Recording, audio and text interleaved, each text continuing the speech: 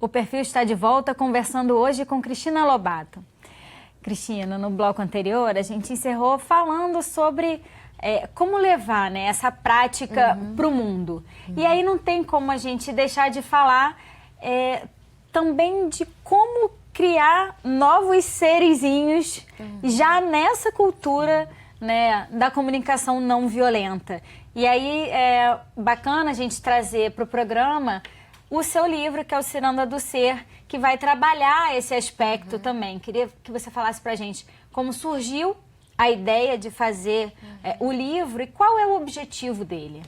Ele surgiu de um sonho, a gente começou o programa falando da potência dos sonhos. Eu tinha esse sonho desde criança de escrever, eu gostava muito, sempre gostei de livros. E era um hábito na minha família, a educação era algo muito importante.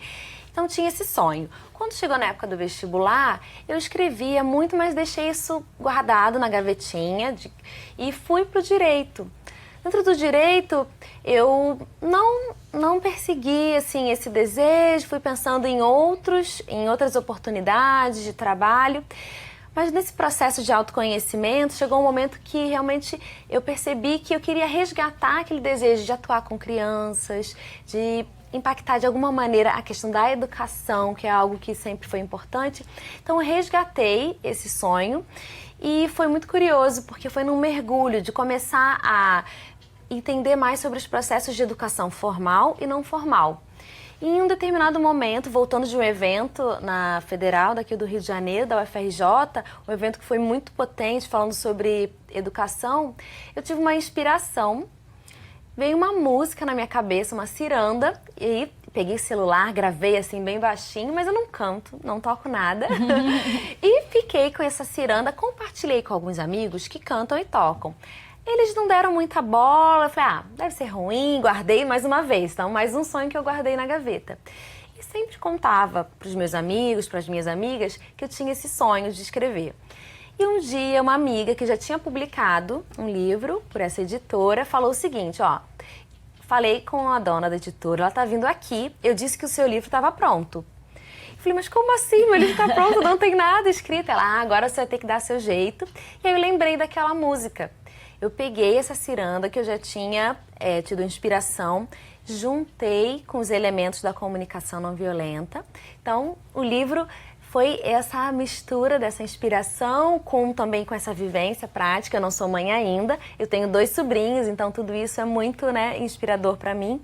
E para mim o livro, para além desse sonho, ele se tornou aquele registro de como eu gostaria que a minha criança tivesse sido cuidada ao longo da minha infância. Então, acaba sendo um presente para que outras crianças possam ser tratadas com mais respeito.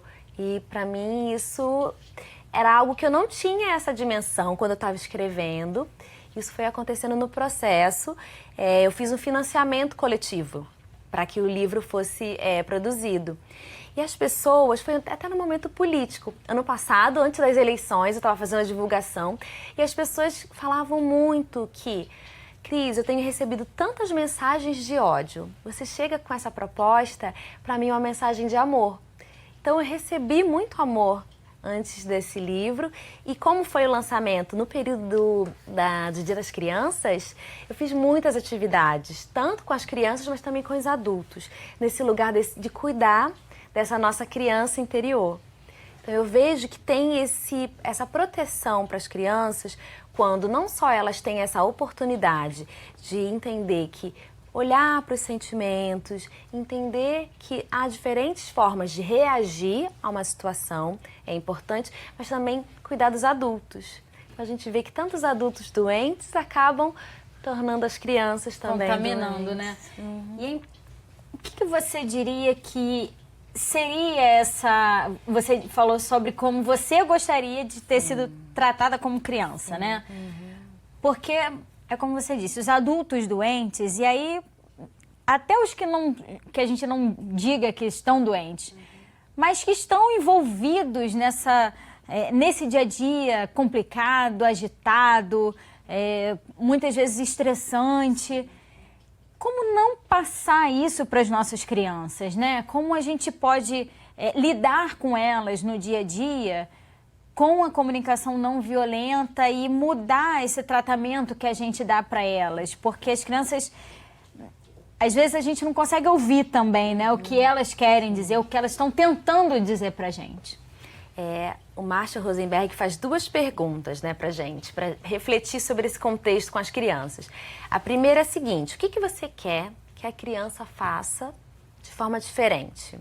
Então, essa primeira pergunta, ela tem diferentes respostas, e você, pensando na cultura da punição, faz sentido. Então, porque a criança, a partir de um critério mais punitivo, vai reagir da maneira que você quer. Então, ok. Mas a segunda pergunta é que leva para uma reflexão. Por qual motivação você acredita que a criança está fazendo isso? E aí, quando você pensa no nosso papel enquanto educadores, enquanto pais, qual é a motivação? A gente quer que ser humano que se desenvolva, que esteja pautado em que valores? E pensando muito nisso, é esse espaço, essa abertura para que a gente possa olhar para os sentimentos e reconhecer necessidades. As crianças estão desenvolvendo vocabulário. Então, o adulto apoia nesse processo para trazer mais clareza em como se expressar. E, claro, a comunicação não violenta não significa que não vai ter mais briga, que não vai ter birra, que não vai ter choro, não é isso. Porque no início do programa, no primeiro bloco, você falou também sobre não deixar de dar limites. Exato. Né? E aí é difícil fazer esse equilíbrio entre não punir e dar limites.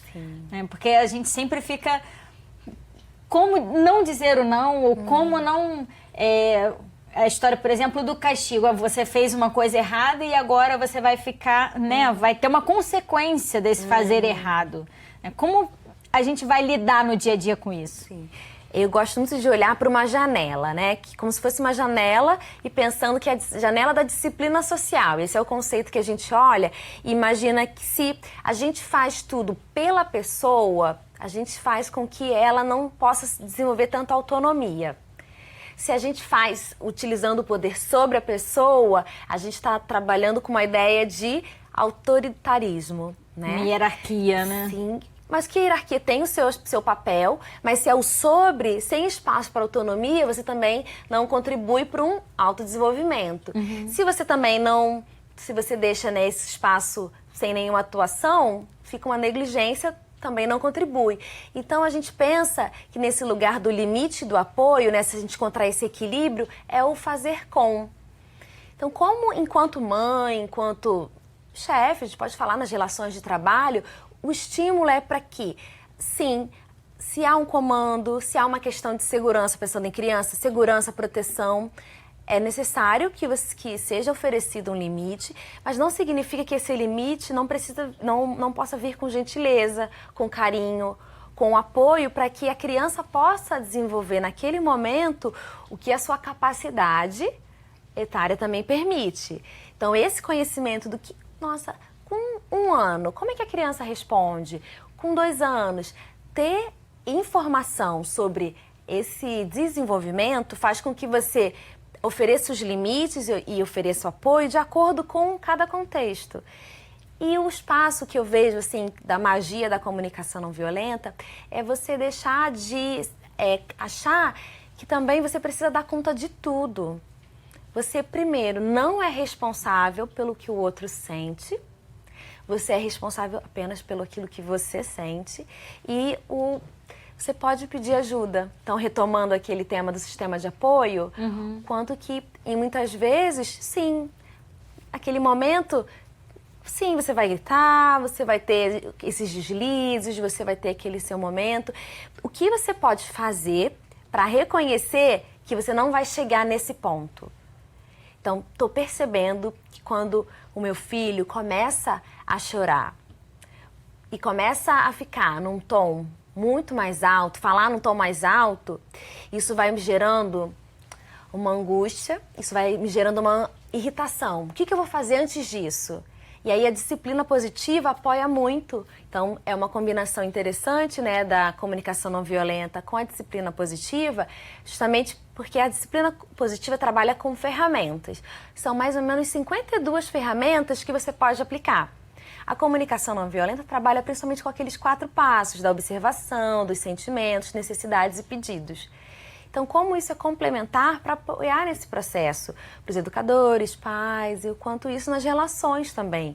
Porque dentro do nosso olhar para os pedidos da comunicação não violenta, se você não for específico, se você não for muito trabalhar com a ideia no afirmativo e incluir o que é importante para você, a chance do outro entender o que você está falando como uma exigência, como uma ordem, pode não gerar esse elemento de... Aquela ordem do é só porque eu quero, porque eu tô mandando, né? Exatamente. Não tem um porquê. Isso, e o porquê muitas vezes vem nessa maneira de incluir essas necessidades. Então, poderia ser uma forma, né, com a criança.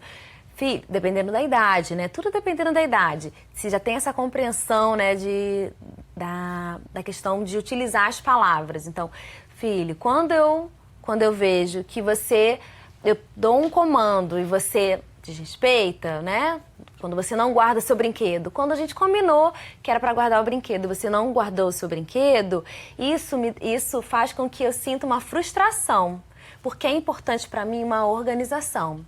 Como é se a gente, então, estabelecer que você vai ter um horário específico, um dia da semana específico, mas é importante que seja preciso, específico, afirmativo, porque se a gente trabalha muito com o não com as crianças, ela pode ficar paralisada, porque tudo bem, ela sabe o que não pode fazer.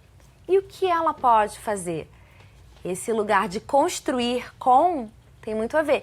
E ela pode... É melhor do que simplesmente dizer, então se você não guardar, você não vai mais brincar com isso, ou você não vai ter alguma coisa que você gosta. E pode ser que ela não tenha ainda essa capacidade de compreender... Que uma coisa é consequência da outra. Da outra. E construindo com ela muito essa linguagem. Com crianças que estão começando a aprender. É muito comum elas começarem a chorar, e aí você pode... começar a dizer, né, trabalhar. Esse choro tem a ver com a fome, esse choro tem a ver com o brinquedo, você quer estar com determinada pessoa, e aí você vai trabalhando essa linguagem, essa forma de fazer pedidos. Porque também tem um pouco na nossa cultura, quando trabalha essa ideia da dominação, que a gente, se a gente expressa muito o que a gente deseja, a gente é egoísta, a gente está sendo, né, tá sendo autocentrado. E a comunicação não violenta nos convida a olhar para os pedidos de uma maneira muito mais generosa, porque do que você precisa para a sua vida ser mais abundante? É muito nesse campo e expressar isso, mas a diferença, né, de um sincericídio para você trabalhar a comunicação não violenta é o quanto você considera o outro na tua fala, na tua resposta. Porque se você está tomando a decisão de estar em conexão, é importante o que você está sentindo, é importante seus valores serem incluídos nesse pedido. E aí, no seu livro, você teve uma preocupação de incluir personagens de etnias diversas, dar protagonismo também, não só para o masculino, mas também para o feminino. Por que fazer essa contextualização? E no contexto da comunicação não violenta, por que esse cenário é importante para as crianças? Foi um cuidado realmente que eu tive. Eu conversei muito com o ilustrador, com o Rodrigo, assim, que conseguiu captar. Tem coisas que ele colocou que eu nem tinha mencionado. E esse tema da diversidade era algo importante para mim, porque eu trabalho com projetos sociais e muitas vezes eu escutava dos educadores o quanto as crianças ficavam desconfortáveis por não se verem representadas. Então, na capa, né, tem o personagem da capa, é uma pessoa, é um professor de hip hop, e eu mostrei pro Rodrigo, né, pro ilustrador, olha, esse é o vídeo do Lúcio, esse é o professor de hip hop, faça o mais próximo possível dele. Então a gente foi construindo os personagens também olhando para isso.